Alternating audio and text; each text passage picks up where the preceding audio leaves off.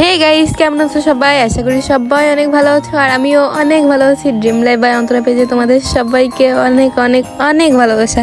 তো আজকে দেখো একটা মাখানোর ভিডিও নিয়ে চলে এসেছি। তো দেখতে পাচ্ছ হাতে হচ্ছে কলা, এটা হচ্ছে দয়া কলা। তো শুনেছি যে দয়া কলা মাখানো নাকি খাওয়া যায়, কিন্তু আমি কোনোদিন হচ্ছে ট্রাই করিনি। আজকে বসেছি মাখানোর জন্য। আজকে আমি একদম নিজের মতোই করেই মাখাবো। তো কেমনভাবে কি করব কোনো প্ল্যানই ছিল না, বাড়িতে ছিল তো সেটা নিয়ে বসে পড়েছি আজকে দুপুরবেলা। তো খাওয়া দাওয়া এখনো করিনি, এটা খেয়ে তারপরেই খাওয়া দাওয়া করতে যাব। আমি আদেও জানি না যে মাখাটা খাওয়া যাবে কি না। তো ভিতরে তো বিচি ছিল, বিচিগুলো হচ্ছে বেশি একটা শক্ত হয়নি, নরম নরম, যেহেতু কলাগুলো ছিল হচ্ছে জালি একদম। তো প্রথমে হচ্ছে কলাটাকে আমি কেটে নিয়েছিলাম, মাঝখান থেকে কেটে তারপরে যে খোসাটা হয় সেটা আমি ভালো করে ছাড়িয়ে নিয়েছিলাম। ভেতরে ছাড়াতে যে ভিতরের টুকুই ভেঙে যাচ্ছিল, উপরের খোসা ছাড়াতে গিয়ে খোসাটা ও থেকে ফেলে দিয়ে ভিতরে যেটুকু হয় আর কি, ওটা ভালো করে ছোট ছোট, যতটা ছোট করা যায় ততই ভালো, ছোট ছোট করে কুচিয়ে নিচ্ছিলাম আমি। যেহেতু আজকে নিজের ইচ্ছা মতো মাখাচ্ছিলাম, পছন্দ মতো মাখাচ্ছিলাম, তো আমার কুচি কুচি করে কাটা হয়ে গেছে। দেখো বেশি একটা কাটিনি, কলা নিয়েছিলাম মোট হচ্ছে 5টা, অল্প একটু নষ্ট হয়ে গেছিলো।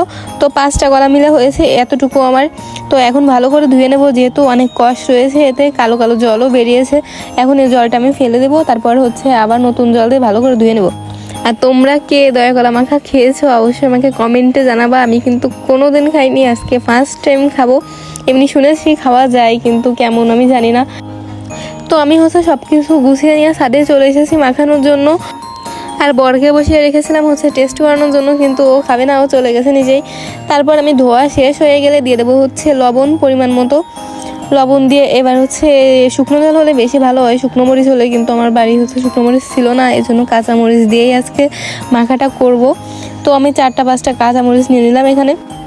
তো ঝালটা ভালো করে ডলে নেব, নিয়ে দিয়ে দেবো হচ্ছে এর ভিতর তেঁতুল। তেঁতুলটা আমি হচ্ছে আগে থেকে বাটিতে ভিজিয়ে রেখেছিলাম, আর তেঁতুলটা গলে গেলে এর ভিতরে আমি দিয়ে দেবো।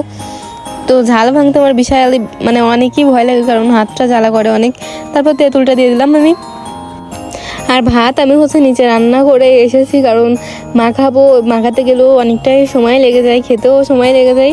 এই জন্য ভাত রান্না করে কমপ্লিট করে রেখে এসেছি, এটা খাওয়ার পরে যাই ভাত খাবো এই জন্য। তো দেখো প্রথমে ঝালা তেঁতুল ডলা হয়ে গেলে হচ্ছে দিয়ে দেবো এর ভিতর শুকনা মরিচের গুঁড়ো। আমার মনে হচ্ছিল যে ঝালটা একটু কম হয়েই যাবে, এই জন্য আর একটু এক্সট্রা আমি নিয়ে এসেছিলাম ঝালের গুঁড়োটা।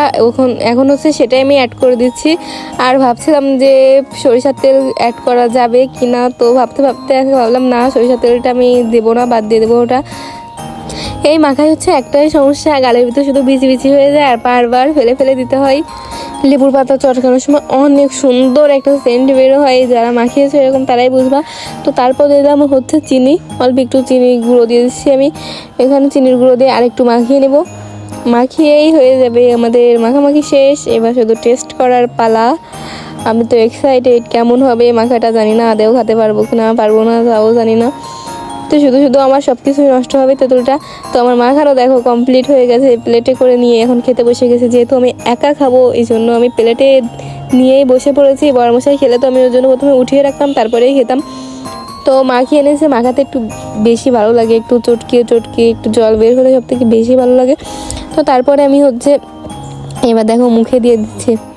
আমার হচ্ছে ভালো লেগেছিলো মোটামুটি, অতটা ভালো লাগেনি। আর হচ্ছে তেঁতুলটা একটু ঝালটা একটু বেশি হলে সব থেকে বেশি ভালো লাগতো। তোমরাও বাড়িতে ট্রাই করতে পারো আর কি, মোটামুটি ভালোই।